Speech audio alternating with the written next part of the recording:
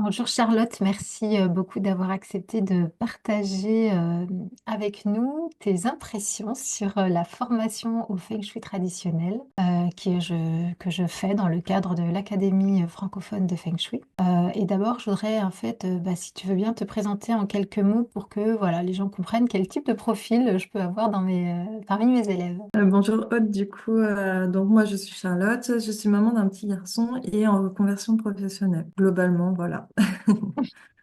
Et d'où tu viens? C'était quoi ton métier avant? Avant, j'étais modéliste lingerie. Donc, je viens à la base du Maine-et-Loire et je suis arrivée sur Paris pour travailler. Donc, Voilà. qu'est-ce qui t'a motivé à suivre cette formation en Feng Shui et en plus à faire avec moi? Euh, alors, qu'est-ce qui m'a motivée déjà pour le Feng Shui? Eh bien, déjà pour me sentir mieux au quotidien et pour pouvoir également en faire mon métier.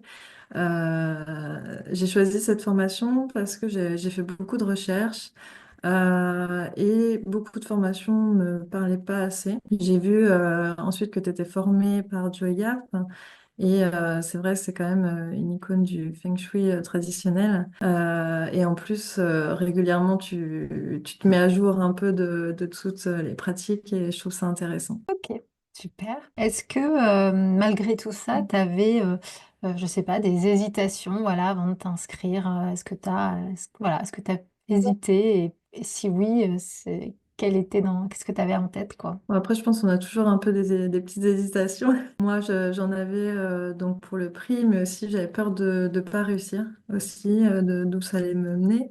Mais j'ai senti que la formation, elle était faite pour moi, que ça allait me permettre d'évoluer et surtout de faire partie des premières formées. Je trouve ça, des premières personnes formées, je trouve ça quand même un privilège. Je trouve ça sympa, quoi. Ouais, Puis c'est on a sûr. une proximité différente. Je pense que quand c'est on va dire des plus grosses structures au départ, et peut-être on est un peu plus dans l'oubli. Ou, voilà, donc je pense que, enfin moi j'étais vraiment attirée par ta formation. Comment tu décrirais justement l'ambiance qu'on a au sein de cette cohorte? Bon, l'ambiance elle est très sympa, les gens sont cool et il n'y a pas de pression, je trouve. Donc, et j'ai hâte aussi de rencontrer du coup ces personnes-là bientôt. En vrai. Ouais, en vrai. Est-ce que comment tu trouves mon approche en tant que formatrice? J'accepte les critiques, hein. Ben, j'ai pas de critiques négatives puisque tes cours sont très structurés, t'es assez fluide, c'est expliqué simplement, donc c'est assez facile à comprendre et puis ça donne envie de continuer. Il y a pas de pression, c'est pas stressant, c'est plutôt bien. Ok.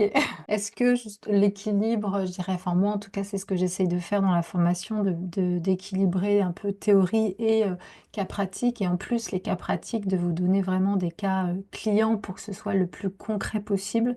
Est-ce que cet équilibre, toi, tu le ressens, ça te plaît? Ouais, d'ailleurs, oui, c'est vrai que j'en ai pas parlé, mais moi j'adore les petits exercices et les cas que tu fais parce que du coup ça nous met vraiment en pratique et on peut mieux, je trouve, l'enregistrer.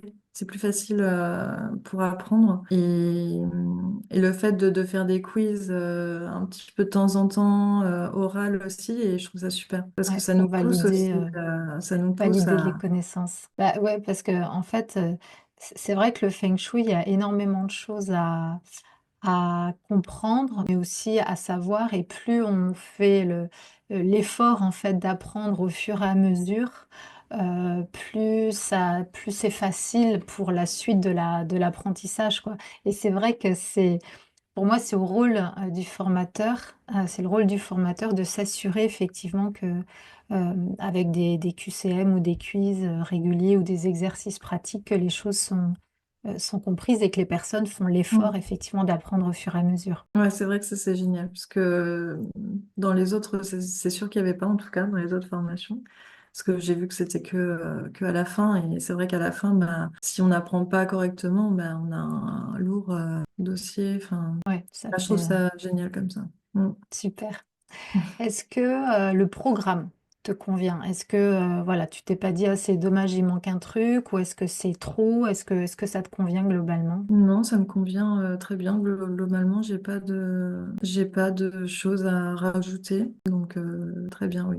Est-ce que je peux te demander si ça t'a surpris effectivement ce que j'ai rajouté un peu bah, en fin de cycle 2, c'est-à-dire un peu, on va dire, grosso modo, une partie un peu développement personnel, mindset, tu vois, plus cette partie-là, et puis une partie aussi qui sera plus liée à l'entrepreneuriat. Est-ce que t'as trouvé ça bizarre d'avoir ça dans une formation Feng Shui, ou tu t'es dit, bah, ça c'est un plus? C'est un plus. C'est un plus. Parce que du coup, ça peut nous permettre de nous lancer plus facilement. Et si on a des questions, on peut rebondir dessus. Parce que c'est vrai qu'il y a pas beaucoup de formations qui proposent à la fin des cas concrets, on va dire, sur le mindset ou l'entreprise.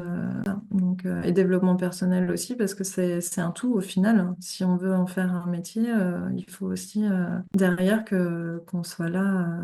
Enfin, comment dire, bah, qu'on puisse avoir le rythme et puis réfléchir à comment on va fonctionner aussi. Je pense que ce qui est souvent oublié pour moi, hein, quand on fait ce genre de Mm. formation, c'est que si tu veux te reconvertir en tant qu'expert en Feng Shui et monter ton entreprise, bah, tu as un deuxième métier à prendre, c'est celui d'entrepreneur.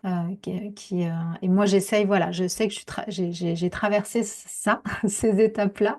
On n'en est jamais sorti parce qu'on continue toujours à apprendre, hein. L'entrepreneuriat, c'est un perpétuel renouvellement parce qu'on atteint toujours des plateaux et puis bah, il faut à chaque fois passer le seuil d'après. Mais en tout cas, ouais, moi, ça me tenait vraiment à cœur de faire une formation qui soit complète et qui aille jusqu'au bout du processus, c'est-à-dire jusqu'à, bah, voilà, maintenant que toute la théorie, maintenant que je sais faire une expertise Feng Shui, comment je m'installe en tant qu'experte. Ouais. Est-ce que, euh, qu'est-ce que tu dirais à quelqu'un qui hésiterait, qui regarderait cette vidéo ou la page de présentation de la formation et qui hésiterait à suivre cette formation? Mais je lui dirais que c'est pas que une formation, parce que c'est quand même quelque chose que tu peux appliquer toute ta vie en fait, sur ta vie pro et perso en fait. Donc moi je lui dirais de pas hésiter. En plus on a un groupe sur lequel on peut partager tout ce qu'on a envie. Du coup on n'est jamais vraiment seul. Mm. Euh, et en plus, les horaires, je trouve qu'elles sont adaptées quand même à nous et c'est un gros plus parce que certaines formations, c'est des horaires fixes, on n'est pas forcément présent, donc c'est plus compliqué. Ok.